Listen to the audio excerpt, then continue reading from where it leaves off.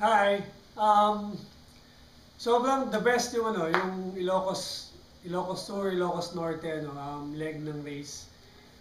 First time namin nag-sandboarding sa sa sand dunes sa Maylawag. Thank you very much dun sa mga Tagalawag, Eco Adventure Development, kila Dina at kay Benny. Sobrang enjoy.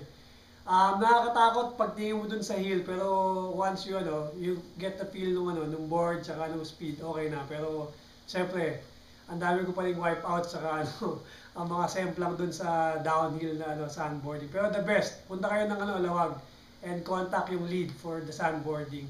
Tapos, so far, the best yung bike na from dun sa Boyador Lighthouse, papunta dito sa Pagudpod, sobrang the best, ang ganda.